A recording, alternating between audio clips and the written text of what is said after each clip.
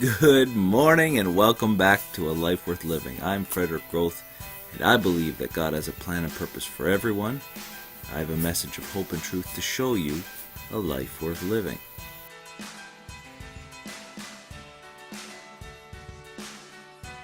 This morning, the way math goes, one number after the next, Deuteronomy chapter 28. And in this chapter we have outlined the specific blessings and cursings of the covenant that God made with Israel.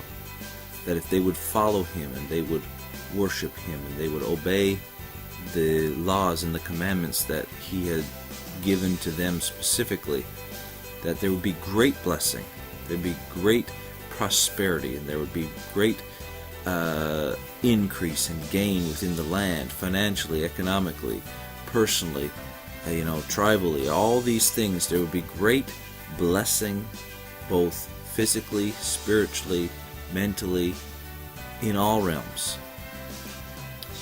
And then He also gave them the cursings. See, that is a principle that we have left behind and we have conveniently forgotten. And regardless of whether we have conveniently forgotten these types of things, doesn't make them to go away. They're still there. They're still activated. And so God gave, if you read down through Deuteronomy 28, you'll find there seems to be about twice as many curses as there is blessings. And one of the main reasons for that is God wants to give people twice as many reasons to stay with Him as leave. It sounds counterintuitive and it kind of sounds backwards. We'll give them the option of more blessing. Well, really, if you read the blessings, there can't be any more blessings. It covers everything. But so often we get complacent and we get unthankful and we complain about this and we blame that and we go on and we go on and we go on and we leave the path that God has set for us. We leave the blessing. We leave the covenant. And we enter into the curses. Almost like we want to be cursed. Almost like we want to be on that side of the tracks, if you will. But God wants us to be blessed. And He gives us reason to be blessed. And He's merciful and kind.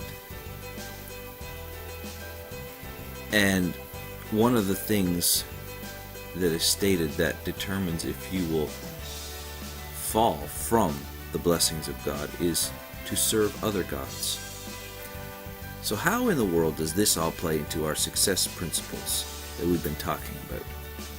Well, again, your success is basically a covenant. You have made an agreement that I will reach this goal.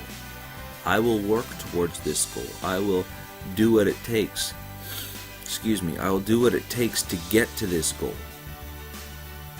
I won't let anything distract me in getting to this goal. And when we reach the goal, there is great blessing and there is great honor and there is great rejoicing because we've reached that goal. However, there is great curse that comes with not reaching the goal.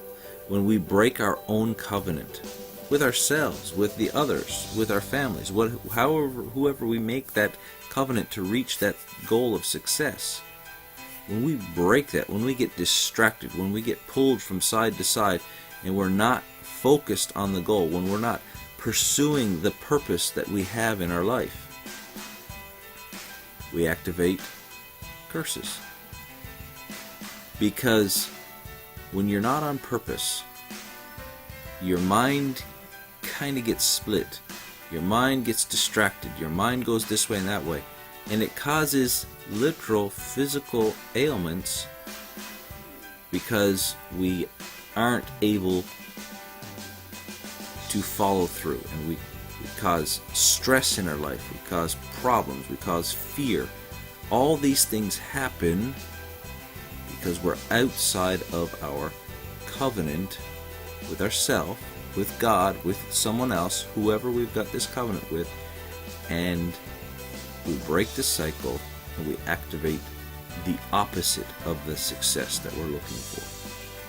So it behooves us to stay focused, stay thankful, remember your purpose so that you can make the right choices, so that you can stay on track, so you can keep your mind where it ought to be, and you can receive the blessing of the success that you've made a covenant with. Now it's time to get real. It's time to get up. It's time to go out and live a life worth living. So get up and do it. Go and live a life worth living. God bless you. Have an amazing day.